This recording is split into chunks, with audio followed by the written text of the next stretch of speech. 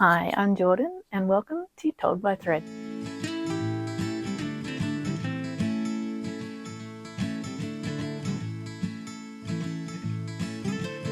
Welcome back to my channel. So this week I'm going to show you how to make one of these. So this is a cross stitch pattern that I'm going to be releasing very soon, and it's going to be available in my Ko-fi or Ko-fi shop as a digital download. But what I'm going to show you today is how to sew it up into a pennant banner like this. So the first thing we need to decide is what shape banner or flag we want. For my previous pennant here, I chose this inverted arrow shape, so I want to do something a little different for this one. There are a couple of common options. You can have a straight edge, an arrow, the inverted arrow, a triangular, a curved, a scallop, or a multi-triangular pointed hem. These are just names I've made up, by the way. So I've chosen to do an arrow hem today. Okay, to start, I'm going to measure up the size I'd like. You can do this however you like. As you can see, I used a bunch of tools to get a rough idea of what I wanted. My measurements for this pattern were 21 inches long down the middle, then 17 inches down the sides, and I just joined the points. This is optional, but I like to trace the shape onto paper with 1 centimeter or ½ inch border. I cut that out and use both of them. So I have one piece that's the final size and one that's like a frame. The frame is useful to position on top of the cross stitch to get your desired placement, and once you're happy you can mark the outline onto the fabric. I've used like a linen fabric that's shifting around a lot, so I had to triple check my measurements. You can lay the main template piece to mark the lines also. Just use whatever suits you best. I used a combination of the two.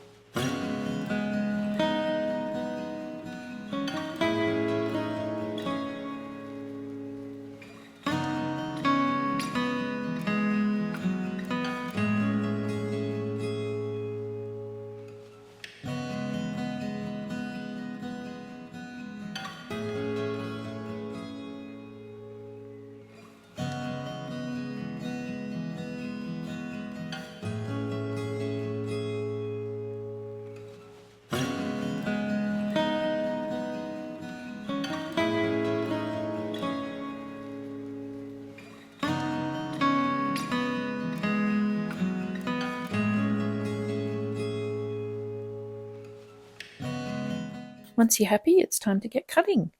A rotary blade is really handy here for shifty fabrics, but also just to get that really nice clean line.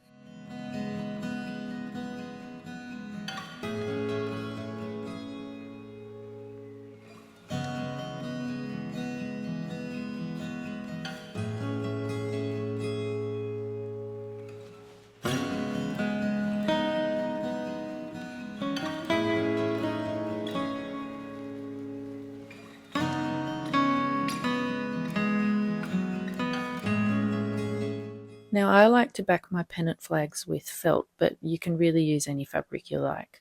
I picked up this lovely burgundy wine coloured felt secondhand from the sewing basket. I follow the same method to cut this one out too.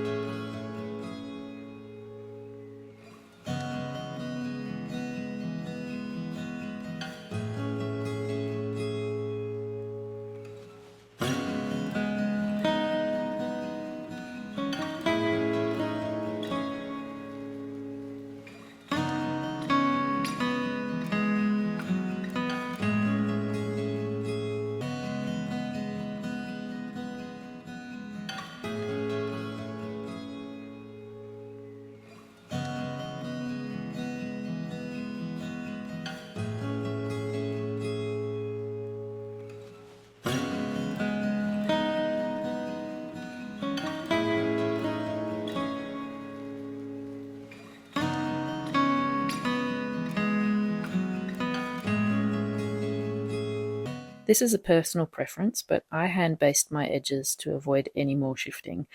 One trick is to hang the edge over a table edge to get a really super flat finish.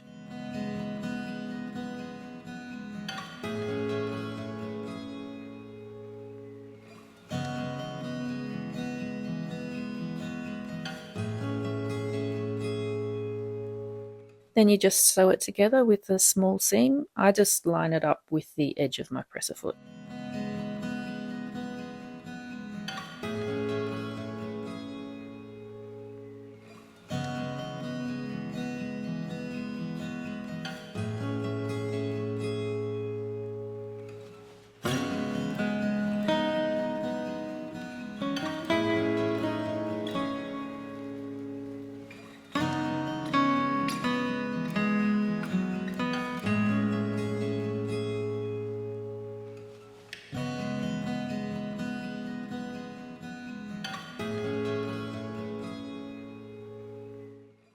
I forgot to add in extra at the top to roll over for hanging, so if you've done the same as me or your main fabric just isn't big enough, you can cut some extra to sew along the top.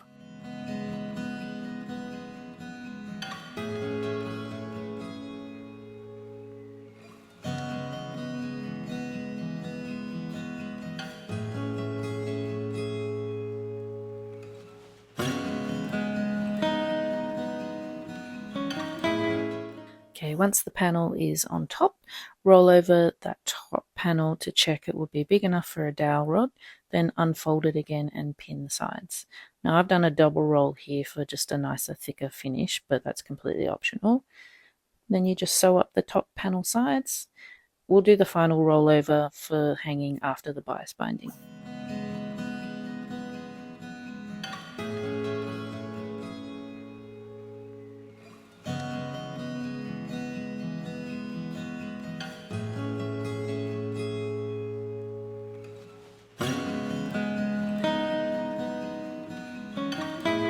Alrighty, time for bias binding. I like to match the main fabric, but if I can't do that, I choose a colour from the embroidery. And I also love to do that to pick out colours for the felt and the fringing and any other embellishments. So this time I found a really nice wine colour for my bias binding. Okay, then you open your binding and just line up the edges like normal and pin as you go. When you get to those points, fold the binding back at the same angle, pin it, and then fold it back again to continue. I'll link to a video that shows this technique better because it's a little bit tricky.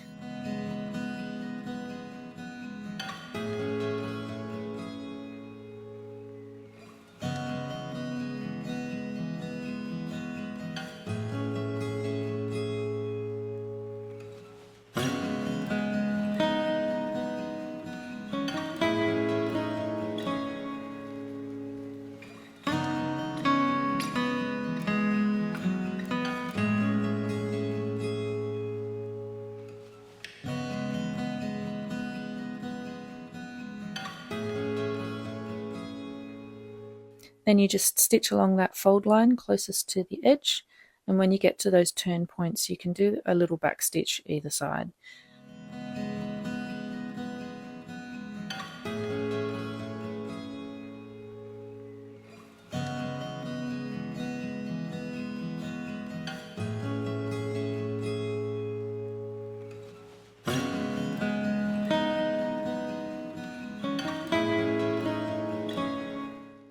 Then you fold the binding over to the back and give it a press before again pinning.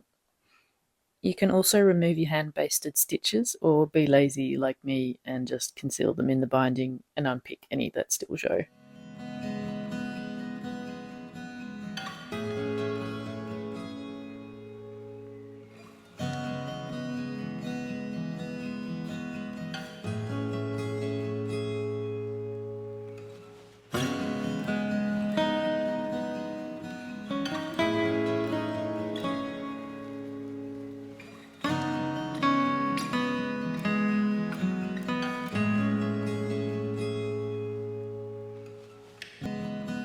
Then flip it over and top stitch as close to the inside edge of the binding all the way around.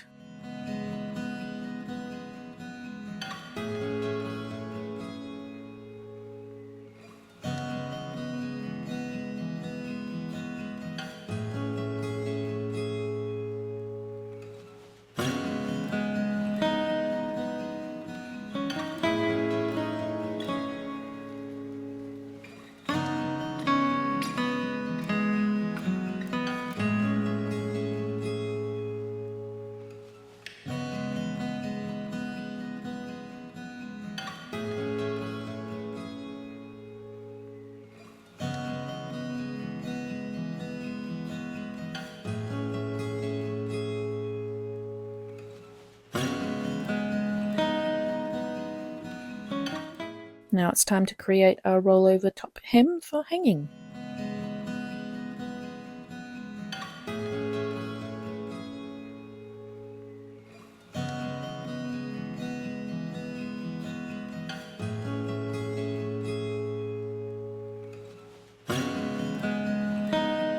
Okay, last step is the fringing.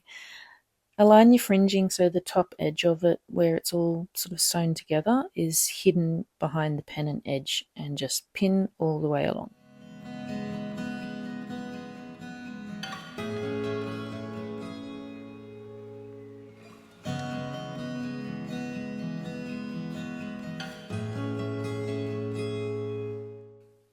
I've left the excess here just in case. Stitch it all down close to that top edge and then flip it over and top stitch as well, just for security.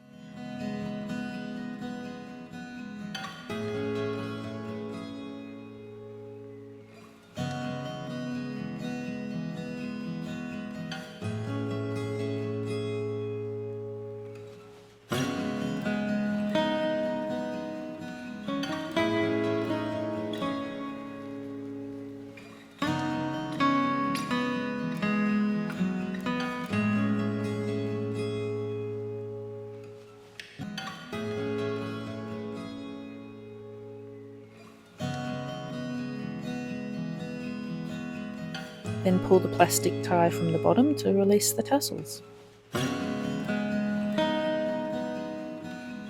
So that first line of stitching may show on the front side, so just unpick those to get a nice clean finish. And that's it! A beautifully sewn up pennant banner flag ready for hanging.